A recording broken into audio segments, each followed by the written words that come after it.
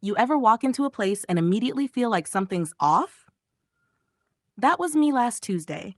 I needed frozen waffles and dry shampoo. Normal stuff.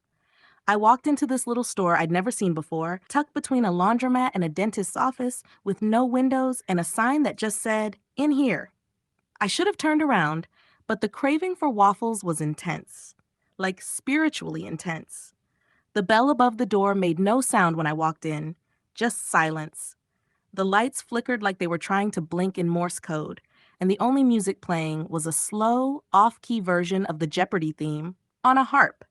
I turned down the first aisle and froze. A woman with a shopping cart full of mannequin arms was just standing there, whispering to a can of peas. Not even the good brand, like the generic Pea Product 47. She looked up at me and said, "They know you're here," then casually walked through the shelf like it was a hologram.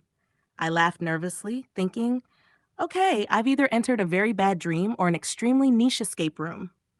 I kept walking. Every aisle got weirder. The dairy section had a security guard made of butter. He asked for my social security number and offered me a coupon for eternal silence. I took it. It expired in 1997.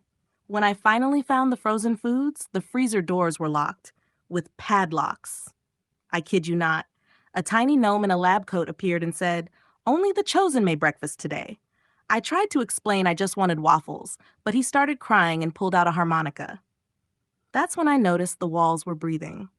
Not like metaphorically, they were literally expanding and contracting, like the lungs of a giant invisible beast.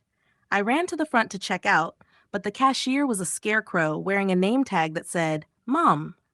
I asked if this was a prank. She said, "No, sweetie.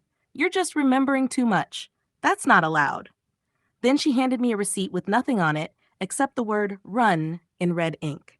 I did. When I turned back around, the store was gone.